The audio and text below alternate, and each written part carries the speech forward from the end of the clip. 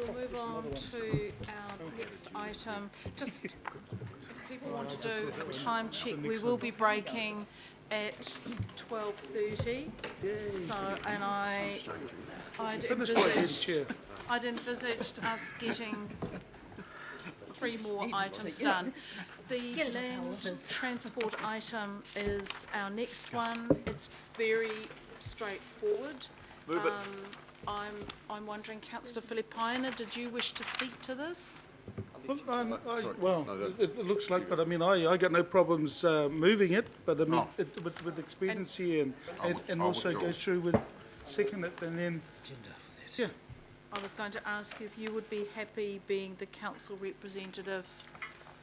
Yeah, look, and that's fine as well, Chair, and just to sort of let everybody know, I spoke to Councillor, or former Councillor Penrose, just to advise him of this because of the work that he had done during 2015 when we had the issue. So I've spoken to him and just acknowledged the work that he did, as well as Councillor Wood and as well as Deputy Mayor Cashmore at the time to get us to this point. Thank you, Councillor Filipaina, that's appreciated. Perhaps, I mean, it is exceedingly straightforward. Should we just take questions if there are? Councillor Lee. Thanks. I would like to congratulate the author on a well-written, essentially one-page report, which always goes over well. And just a question around some of the, so you rightly point out that you've got, I think you term it reactive graphs on the reactive numbers, and so by that you're referring to those who've called in complaints, and so we can track those. Are they always through the council line, or is that data from police as well? Yeah, I think that data is just through the council channels of complaints. So many people have actually raised that complaints obviously do not reconcile to the number of actual incidents. It's just the number of complaints, not the number of people undergoing the activity. Right, so we all know that if we actually logged the complaints, it would be a whole lot higher than what you've got in your graphs. And I'd just like to point out that where you refer to that serious incident in this draft submission for the beating with the copper pipe that was in my ward. And, you know, I have numerous complaints on a very regular basis from residents in my ward in regards to the Mount Wellington-Waipuna intersection. Just one more quick question around, and acknowledging, I think you're right to point out that there's some similar wording from our bylaw, our bylaw suite of content to what the draft legislation has here. The reference to social initiatives to help offset the idea. So you've listed an example of the Māori and Pacifica Trades Training, our TSI. Yeah. Is it common practice? Is it the bill doesn't address or refer to that, but we are. So is it just a sort of a, how would you term our reference in the draft wording for this, is just a heads up, we support the idea of finding other things for what will essentially be offenders to find other things to do. Yeah, pretty much. That's a good summary of it, really. The submission is just pointing out that the bill will not or may not obliterate the social issue that is associated with the behaviour of car window washing, and that the council supports basically ongoing social initiatives and issues to try and mediate that. Can I just switch to a comment away from the question? Thoroughly support this particular submission that has been written on our behalf, and support the intent of the legislation going through Parliament. It is by no means going to solve the issue, and we all know that. But with the police standing right behind what's proposed here, I think we have to do something. And for those of us, and good one, Councillor Filipaina, for pointing out Callum's work. Yep. Because those of us who were on reg and bylaws last term, it was a regular feature, and not just breaches in this particular bylaw, but others, and our wish for a little bit more teeth around the table here when it comes to prosecution and enforcement. So congratulations, and look forward to supporting this. Thank you. Actually, Councillor Lee, because Councillor Philippina will be our representative, are you happy to move? Would you like to Absolutely. move this? That'd be awesome. Okay. Councillor Quicks? Yeah, I guess the question is one of enforcement and one of, so what makes this bill gives us the surety that the police will take action where they don't take action at the moment. And that's the problem. If you call the council, they say, well, no, we don't deal with that, or we'll have a look at that. One of the answers that I got once was, we'll look at that over the next 10 days. But when you call the police on star 555, they basically say, well, is there anybody in danger? What's going on? And they don't really, it's not really a priority for them. So I guess are we, or is the government, just doing something here to make it look like they're doing something, but really it will have no more teeth than current legislation or any current bylaw that we may have. So our current public safety and nuisance bylaw has licensing and compliance services, the ones that try and go out and enforce it unless it becomes serious, in which the police step in. This bill actually creates the infringement fines for police and enables police to enforce the bill. So it's switching that onerous, or I guess, from council to the police. Yeah. Given police resources, however, and I fully support this, absolutely support it, but I don't think that we ought to imagine that as soon as you call the police now, that they're going to come rushing down to chase away some window washers on the corner of a busy intersection.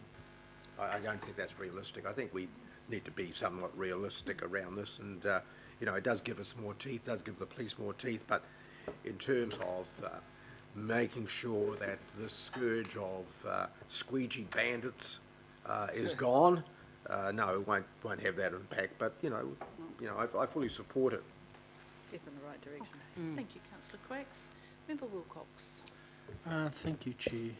So I noticed the presentation doesn't have a Maori impact statement, but is there an impact of this submission on Māori? So through the Chair, through our PSN review, we have identified that Māori and Pacific people are more likely to be or participate in window washing activity. So in that respect, they are more directly impacted by the response to this legislation and to the PSN review potentially as well. Yes. So my question is, notwithstanding that we support the bill, we've identified that there are other initiatives that need to be done. One of the things that's come out of the last report from the police is the number of Māori entering into the criminal justice system, and that a lot of that is occurring through minor offences such as these. So how are we submitting as far as that's concerned? What do we say in our submission regarding that?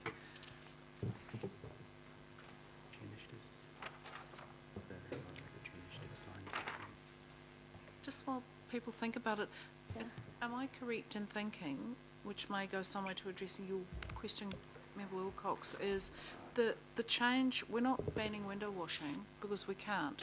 We're simply saying that window washers can't be intimidating and threatening, and if they are, the police will be called. And, with the greatest of respect to whoever is doing this, if you're intimidating and threatening someone, the police need to be called and take it seriously. So I'm not too sure how we would wrap a Māori impact statement or greater research into that. Yeah.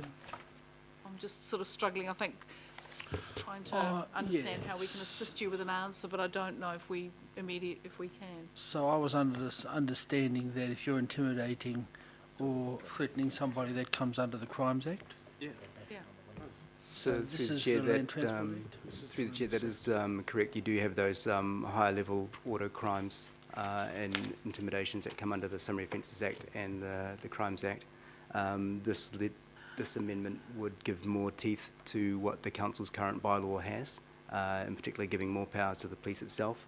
In terms of a more direct response to the member's question, the submission in paragraph 2.2, we allude to council recommends further non-regulatory measures and support social initiatives to reduce youth participation in car window washing. And that is a bit of an indirect nod towards the fact that this is a wider issue and those wider matters that the member raises. Thank you. Okay. Councillor Filipaina. Chair, I just wanted to acknowledge the staff, and especially with those that made themselves available with the drop-in sessions that we attended. I know that myself and Councillor Quacks, and I know there's, I think, 2 others may have sort of took Councillor up the Stewart and opportunity. Member Wilcox. Oh, so it's 3 and then Member Wilcox, but I just wanted to acknowledge both Catherine, yourself, Paul, and also Michael. But, you know, at least you were there and available for us. So, thank you, Chair. Order. Thank you. Councillor Hills. Yes, thank you, Chair. I generally support the submission, but I do feel like it's important to sort of note that, you know, the issues we're talking about, if we're talking about violence, or in here we're talking about incidents associated with attacking someone, robbery, beating someone with a copper pipe. Those are horrendous things, but they are already covered under the law. They should already be being followed up by the police. Any kind of threatening or abusive behaviour should already be covered by police. So, of course, obviously they're related to window washing, but if anyone was doing that on the street, no matter what they were doing, that should be being followed up. So I do worry that this bill and the continued conversations we have, pretending sort of like it's going to be a magical fix to the issue. I think we just need to acknowledge that these issues should be being followed up by the police already if there's menacing behaviour. The other thing is I also worry about the pressure we put on our council staff when we have when it's very difficult for them to police this, and also how do you find, you know, I have concerns how you find someone when they don't have to give an address or a ID, or it's not like finding someone with a car who has a registration. Yeah, so although, yep, I think it's good to have tools in the pocket, and you know, this is not a widespread problem in my ward, so I understand it must be difficult for many communities that I don't have a lot of experience with, but I do worry that, you know, we need to put it more around the social service side, discussions with people, drug and alcohol rehabilitation, and police should already be following up the types of behaviour we're talking about here. It's you know, so although it's fine to have a submission on it, I just think that once again it can make it look like we're doing a lot and people will expect a massive change when I don't see that this will exactly affect change. So thank you. And I suspect Councillor Filipaina will make that point forcefully because all these points are made in the submission. I've got Councillor Simpson, then Councillor Stewart. Thank you, Madam Chair. So can I just get some clarity? Are we supporting window washing by people on the side of the street? Because on 7.1, I just want to get clarity around that. It says the council supports equipping police with infringement fines as a tool to discourage certain vehicle washing behaviour. Are we discouraging vehicle washing or just certain vehicle washing? And if it's only certain vehicle washing, what is the certain that we're not discouraging? And that my second question, so I just want to, I mean, we're either doing something to stop these guys washing on the side of the road or not. So I want to be clear on that. My second question is, what is our message to the public? What are we saying? Are we saying ring 111? What are we saying? when something goes wrong. So let's just remember, this is government legislation Yep. to which we're submitting. Yeah. Not our legislation, we are submitting to government. We're pointing out the gaps, we're pointing out where we'd like it strengthened, and we are possibly making the point that this is, it is a bit of a wave to doing something and possibly is toothless, and pointing out where we can fix it. So that we just need to remember that. But It's if you're not doing a us. submission, I just want to know that clarity. Are we submitting to stop window washing? So through the chair, the certain behaviours that is mentioned in 7.2 are in relation to the bill itself. So the bill is around issues of safety, issues of nuisance, issues that are intimidating or obstructive, obstruction on roads. So that's what I mean by certain behaviour in the submission. It's just in light of the behaviour that's around the bill. And in relation to the second question, I guess if a key message that would be, I guess, a take-home is that the submission supports the transfer from council to police, because we believe that police are better equipped to deal with some certain nuisance and safety or intimidating behaviour that happens with people associated to the activity of car window washing. So therefore, the message has to be to the public, what do they do if they feel threatened? And is it? Yeah, is it one and on yeah, one? we The can look at that. legislation to go Yeah, through first, exactly. and then there's an education process around the legislation. I've got Councillor Stewart, Councillor Newman, and Mayor Goff, and we are now very behind my little list of where I thought we would be. We were going to finish at 4:15 according to my list. We're now going to finish at 5. So remember, have we left anything out of the submission, or do you want to add anything in? Councillor Newman. Oh, it was, Sorry, Councillor Stewart. okay. 7.1, I was actually going to pick up exactly what Councillor Simpson had picked up. I think the public actually think, because of the submission that we're giving to the government is to really to help them to stop the window washers, because to be perfectly honest, to say certain vehicle washing behaviour, any window washer that's out on the road trying to wash your windows is causing a real nuisance. And I think we're very, very lucky that we haven't had anything really serious happen. We haven't had any fatalities. I've had window washers that have jumped right in front of my car while I've been driving, and they're dancing through the streets. And I think most people think that because we're getting rid of the spy law and the government's going to pick up on it, they're hoping that the police are going to, if they're driving past, if they see somebody window washing, they're just going to stop them. And that's, I think, the hope of most of the people in my community anyway. I think Councillor Filipaina will pick that point up. Councillor Stewart. Councillor Newman. Very briefly, Madam Chair.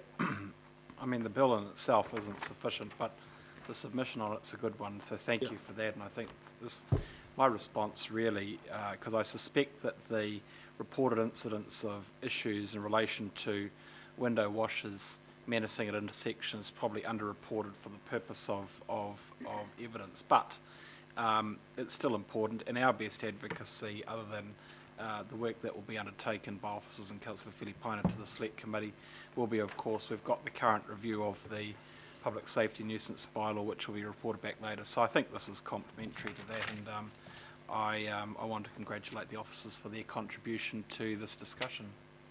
Thank you, Councillor. And finally, Mayor Goff. Yeah, thank you very much, Madam Chair. I think what the public's going to imagine out of this is that it's going to ban window washing, which it clearly doesn't. It bans window washing where it's an obstruction, where it's a nuisance, where it's unsafe, or where there's intimidation. And so it's much more targeted at those things. Secondly, I'd like to pick up the point that one of my colleagues made over on the other side of the room, which is this won't be a priority for police. It's really hard to get the police to take a complaint. I think, Dick, it was your comment. Hard to get the police to follow up on a burglary or a car theft or a motorbike theft in my case, let alone window washing. So we shouldn't over-egg it. But what it does do is quite important. It creates an infringement offence where you don't have to prosecute and take people to court. And we've spent probably over $300,000 on prosecutions here, probably to very little effect. So this actually passes back to the police a function that they should be performing rather than council officers, and it is a nice reversal of the fact that usually it's government passing to council more functions. We're passing one of those back, and that's why we should support it. Good note to end. I'll put the recommendation. All those in favour, please say aye. Aye. Against? Carried. More power to you, Philip Good luck, Bainer. Alf. Yeah, good luck. Force be with us. Oh, no, I'll be going there with these two. Item 11, Tākaro, this is just releasing it for public consultation. Moved Councillor Filipaina, seconded Councillor Collins. We will now send it out to the real world for their comments. I'll put that, Just the playground. Question? we just thought it's going out there, but if there is a question. Got a question to give them? Right. Go. Okay. Go. Just two questions, in fact. The first one to do with the engagement as it goes to the public. I guess when you mention parents and caregivers and children, that'll mean actually physically turning up to playgrounds to question people. Is that what's envisaged there? Through the chair, we were looking at quite a range of engagement strategies, so that would be one of the options indeed that we would look at. Okay, so I just want to stress the importance of even people generally who have been through playgrounds and have a degree of expertise, but maybe haven't got young kids and stuff now, but who know all about parks. My main question, however, goes to this question with respect of should council prioritise investment in areas of high socioeconomic deprivation that appears in the document, page 10, and basically seems to set out the notion that areas of deprivation will receive a priority in the funding, I guess, by inference, at the expense of other areas or areas that then won't have this amount invested in the renewals, etc. I was under the impression, as a consequence of the policy whereby basically there is going to be no more investment in acquiring open spaces in established urban areas, that the quid pro quo of that was that the investment was going to go into existing parks. That would seem to be at odds with that understanding, that in established areas and renewals there'll be actually more happening, not less. This seems to suggest the possibility that there might be less or status quo in return for prioritising in the deprived areas. I think, Councillor, that's what we're asking our community. So this is saying, do you have an appetite for greater investment in areas of deprivation? And I'm please correct me, staff, if I'm wrong, but I don't know. You've mentioned this a few times, that we are no longer purchasing land in urban areas for parks. We are. Well, that's at odds with what you actually came up to me, Madam Chair, and said in the last term of council, that you were under the impression that wasn't the case. For in actual fact, a number of handouts from workshops said exactly that. I mean, I haven't got them on me now, but I can find them for you if I want. We're just looking at acquisitions here. So But- I think we just need to get some clarity on that. My concern was about our inability through developer contributions to require funding for parks, which we can't do anymore. Well, my concern is that we've already told our public, at least some of us have, that the quid pro quo for the lack of acquisition in established areas is going to be an increased investment in the parks that already exist. I think we've got a bit of confusion operating. We certainly have. So I think you and I might have been talking at cross purposes, because that's not my understanding at all.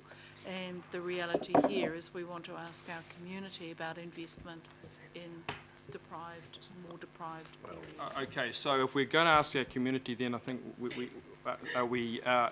it's contingent upon us to make it clear that the question that is being asked then is that in targeting or prioritising deprived areas, that might mean other parts of Auckland. And if we read the balance of the discussion document, which emphasise the importance of play to everyone, no matter where they are, that there'll be people that will be getting less investment despite everything that has built up to this policy question.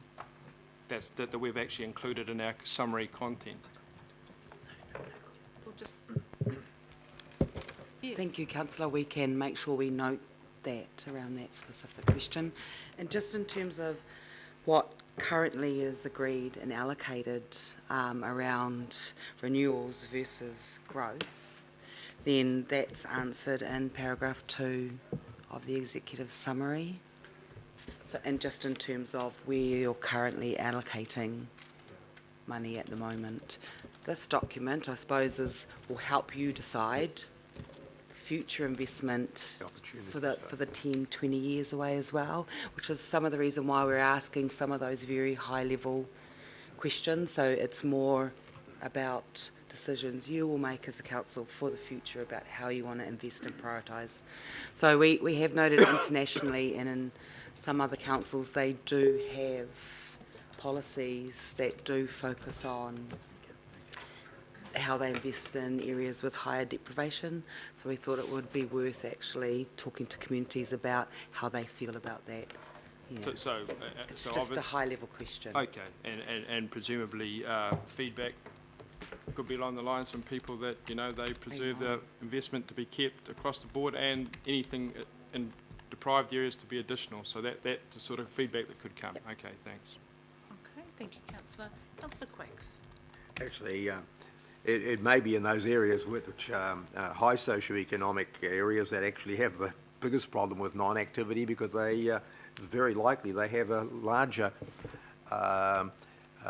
number of PlayStations and electronic devices that kids might use. So it may actually be those areas that probably need the maybe more attention. But in the list of questions that we have here that we're going to go to the community with, I think a couple of years ago, Flinders University from South Australia came out with a report which indicated that those children that grew up in larger sections, they had more access to larger backyards, were healthier and fitter than kids from who didn't have the same luxury. So I think one of the questions that perhaps we need to ask around here, or ask through this consultation, and have a look at what impact the unitary plan might have in regards to the intensification of Auckland, smaller yards. In fact, most places don't have yards anymore at all. They just built together so close that you couldn't play football or play cricket, or even put in a trampoline. So I think it's really important that we also ask that question, because we do know from research that young children need 60 minutes of vigorous or moderate exercise every day. And the more opportunities they have around their own backyards, their own sections, where they don't have to be supervised by their parents, the more opportunities they will have for exercise. And I'm concerned that his headlong rush towards intensification, smaller sections, will have a very detrimental impact on the health of our population in the future. And I was disturbed on the weekend to note that the Ministry of Education now is looking at doing away with school playgrounds.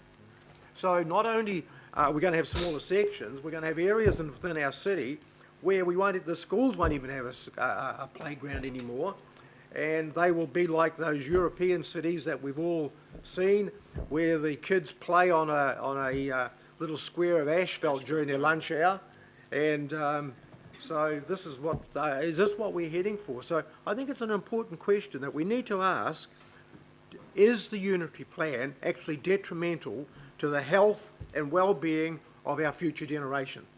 Councillor, I can't resist. I'm going to have to leap in. No, it's not. Because fundamentally, people need places to live in, and we all know. I think you're being deliberately provocative, so I'm going to respect that. But the reality is, people first of all need places to live in. Madam Chair, I don't think it's for you to determine whether I'm being provocative or not. I'm raising a genuine concern that has been raised by research at the University of Flinders in South Australia. I They make apologise exactly for that calling comment. you provocative. I think you are drawing a wider discussion than the one that we're just dealing with Oh, now. I'm not So ideologically driven like you are, Madam Chair. So part of the issue is we need to talk about the play equipment and the playgrounds and the opportunities for play that are raised in this document. And if we can just have the screen up again. We've got the wider issue as part of the landing of the unitary plan. We now know where growth is going to go, where intensification is going to happen, and how that impacts on the availability of open space to those communities. And that's exactly the piece of work that fits alongside this, you know, all of the, which I'm hoping might appear at some second, all of these strategic open space, recreation, play spaces, sports fields, sports facilities, pool and rec centres and stadia. This is Just comparing research findings, which actually and build up. Scotland. What page is that on? so the reality is we're not dismissing that, councillor. We're just saying as the city grows, we have to pick up the need for open space. So no one is ignoring the issues that you raised. I've got councillor Simpson next. Thank you, Madam Chair. My question is around the consultation. My You question have is the floor, around the councillor consultation. Simpson. Thank you, Madam Chair. My question is around the consultation with local boards, because they hold the capital budget for playgrounds and play spaces. So it's great to see that probably regionally we are supporting them by way of running this consultation. But I suppose I'm a little bit concerned that we're only doing cluster workshops with them.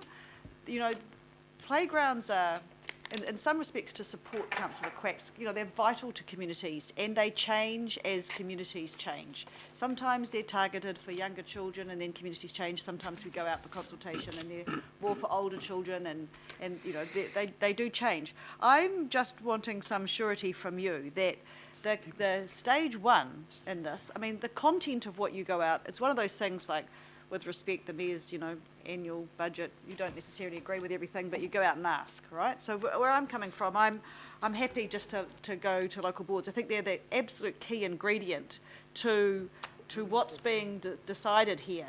And I just want confidence that you believe that the cluster workshops is enough for that engagement with them on an issue that is potentially their core business.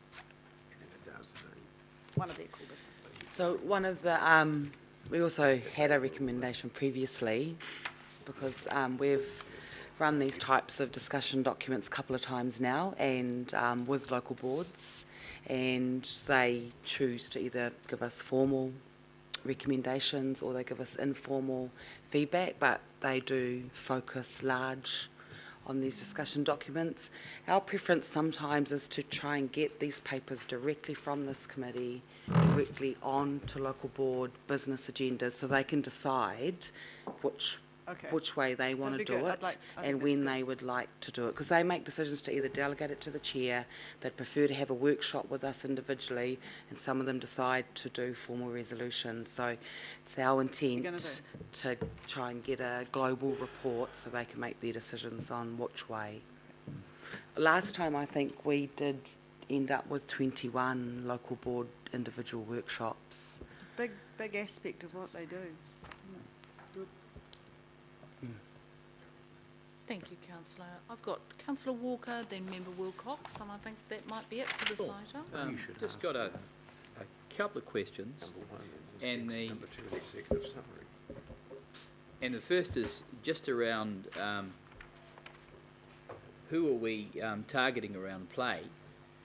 And my question goes to the importance of play, not just for children, but for adults, for disabled, because they need to play and they need equipment and a whole range of things. So just a question around that, and the reason for that is it mentions here targeting 21 local boards as well as children and their parents or caregivers. So there seems to be more of a focus on young children, and I understand that, but playgrounds are for everyone. Through the chair, the intent was to go quite broadly on this. So The report notes that we tend to have quite a focused target group at the moment for the play equipment that we provide. We believe, as Council has mentioned, play is quite critical to all age groups, and in particular we would note the importance to older people in terms of play actually helping to provide some preventative measures for both morbidity and mortality for older people. Certainly when we think about play as its ability to both interact with sort of cognitive functions as well as the physical ones. When we come and look at the evidence around Alzheimer's in particular, we see that there's an area that Council isn't actually responding to in particular. We also think that there are broader demographic groups that we currently don't cater for. So the idea and the intent is to throw some light onto that Okay, and to got get that. something. A couple of other quick questions. One is just around the importance of trees and trees for climbing and the like in play. So I'm assuming that you're picking up on that. And the last question, will you be making any reference to the pathetic provision of park space through our financial contributions that impacts hugely on our ability to fund parks and everything in the parks, like playgrounds? think This that's document is LTP. about the parks we do have and what we do in terms of play on them. So it isn't going into acquisition issues. This is about what have we got and how can we make the best of what we've got already. Sure. Having said that, I guess the financial contributions are very useful because they fund not just existing parks, all parks, and enable us to also fund equipment that goes into those parks. So I'm assuming that you'll pick up on that in the financial discussion. Thank you. Thank you. Member Wilcox. Thank you, Chair. I suppose it's a long time since I played in a playground, but yeah, we used to just go down and get a tyre from the garage and get a bit of rope and hang it off a tree. I mean, we've moved on from then. Obviously, you've got to invest in this now.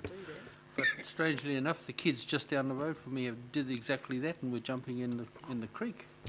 So I just want to ask you, putting out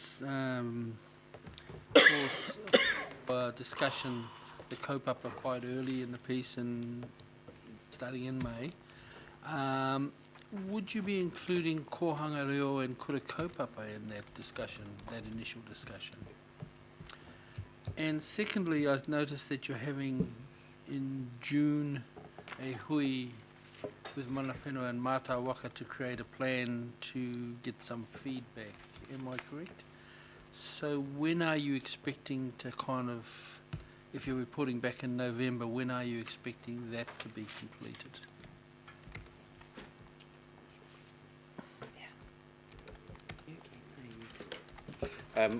Through the Chair, in response to the initial question or a comment in particular around what we would describe as nature play, so this is an issue that we're throwing into the discussion. I think Council has got into the business of having quite structured playgrounds.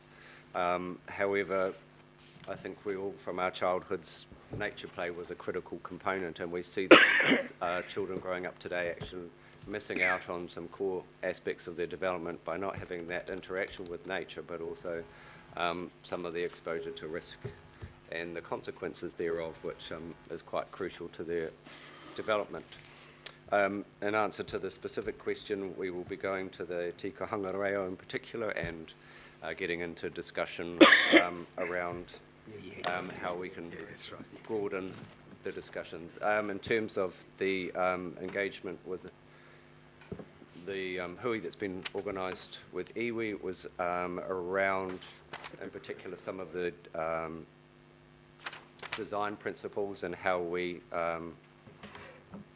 help develop the guide for the investment into play. So there are complementary aspects to engagement. So in particular, Māori young people through existing fora, but also having a broader discussion around design and delivery and what will respond to the needs of different aspects of the community. Yeah, so the knuckle of my question was, are you able to report that by November? That's what I was really seeking. Yes, through the Chair. Okay, good. That's brings this one to a conclusion. It's been moved by councillor Philippina, seconded councillor Collins. I'll put that. All those in favour, please say aye. Aye. Against? Carried. Councillor Philippina, thank you for agreeing.